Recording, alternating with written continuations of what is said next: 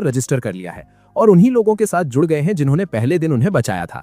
तब से वो छोटे मोटे ई रैंक मिशंस कर रहे हैं और इस दुनिया के बारे में नई चीजें सीखकर धीरे धीरे स्ट्रांग हो रहे हैं। रिन अपना ज्यादातर वक्त लाइब्रेरी में पढ़ाई करने में बिताती है और इस दुनिया के बारे में हर तरह की जानकारी निकालती है। उसे पता चलता है कि इस दुनिया का नाम अल्टिया है और जिस किंगडम में वो है वो वेस्टर्न कॉन्टिनेंट का हिस्सा है और वहां दुनिया का सबसे एडवांस्ड मैजिक मौजूद है।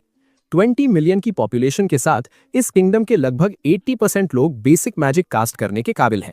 इसीलिए इसे दुनिया के 3 सबसे बड़े नेशंस में गिना जाता है। उन्हें यह भी पता चलता है कि एस्पायर शहर होली स्कैटलॉव एम्पायर और गार्जन एम्पायर के ईस्टर्न बॉर्डर के पास है। इसी वजह से ये ट्रेडिंग और इन्फॉर्मेशन के लिए एक इंपॉर्टेंट टाउन बन गया है। तभी वेट्रेस उनका ब्रेकफास्ट लेकर आती है और उन्हें गिल्ड की तरफ से एक लेटर देती है।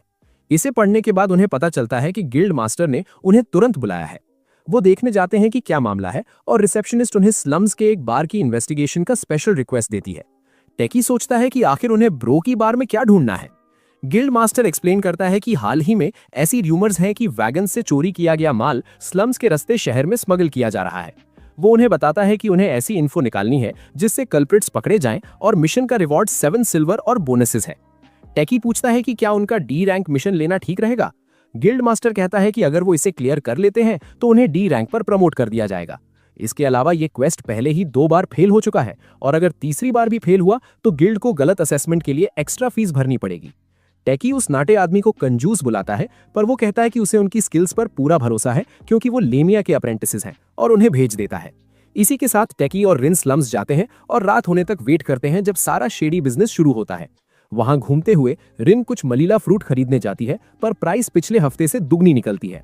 वो सोचती है कि क्या अमेरिका का इन्फ्लेशन इस दुनिया में भी आ गया है, पर दुकानदार बताता है कि वैगन्स पर लगातार हमले हो रहे हैं और हर तरफ माल की शॉर्टेज है। रात होने पर टेकी और रिन नोटिस करते हैं कि बार के पिछले वाले दरवाजे से कुछ माल बाहर ले जाया जा रहा है, तो वो अंदर जाते हैं और बारटेंडर से एल मांगते हैं। बारटेंडर कहता है कि वो ऐसे हल्के ड्रिंक्स नहीं रखता, पर टेकी अपना अल्फा मेल हेकी दिखाकर उसे बैठने को कहता है और वो शहर में बढ़ती कीमतों पर बात शुरू करते हैं।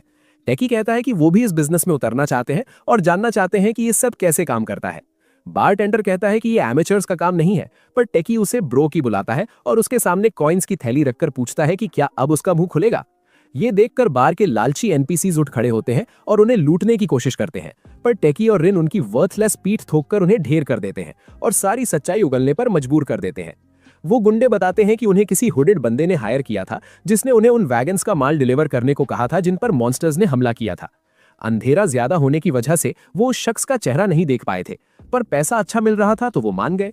बारटेंडर कहता है कि उसे उनका पैसा नहीं चाहिए और ये बार के लिए नॉर्मल बात है कि वो इन लोगों का लाया